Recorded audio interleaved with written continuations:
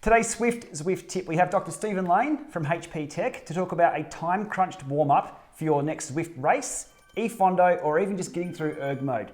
What we usually have when we first clip in, we're getting ready for our race, our ride, our e-fondo. We've got about probably 5 to 10 minutes on the pier warming up. Now, we're not going to have half an hour to 45 minutes to warm up and be at our peak performance. How do we crunch that down into 5 to 10 minutes? What's the best use of time? Look, I think you got to think about it as what's the body got to get ready for. If it's, look, the harder the event, the harder the warm-up needs to be, or build up to a certain point. Yep. So if you're time crunched, you've got 10 minutes of pedaling before the gun goes. Yep. I would say, one, take into account how hard the start's going to be. Let's say they're going to be always hard. It seems to be always hard on is. Zwift. I've done a few.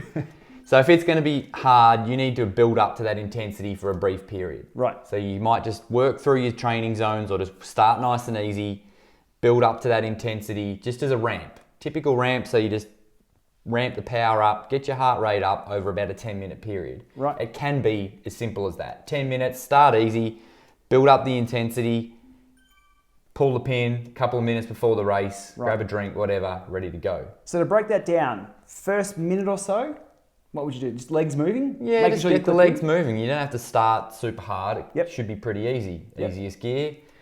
Get your cadence up to sort of, you don't want to be dawdling along at 50, 60 RPM. You sort of want to get it up, get the legs, get that motor pattern moving. Where would you start sweating?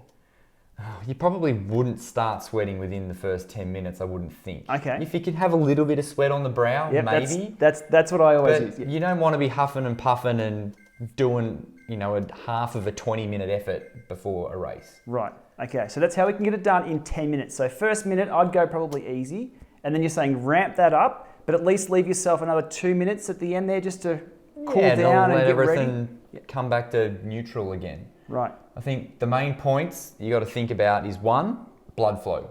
Blood flow to the muscles, blood flow to the body. At rest, your heart rate's pretty low. You want to ramp that up, get it up to capacity. And then secondly, the one following that is going to be oxygen supply to the muscle. Right. They're the two things you kind of want to prime the systems ready to go. Because that's what you're going to be using in a race. Yes. Or an e-fondo, just to hang on for that first 2 or 3 minutes to find your bunch. Yeah, you want to ramp it up so you've already done it, so that you've already got the first effort out of the way, and essentially the second interval is always better if you do a block of intervals. Yep. You kind of want the race to be your second interval. The first one always feels the worst. Yeah, it is. So getting ready for that. Excellent. All right, we'll leave it there. I'm off to try my 10-minute warm-up and get stuck into my next Zwift session. Thanks for watching. Thanks, Dr. Stephen Lane. See ya.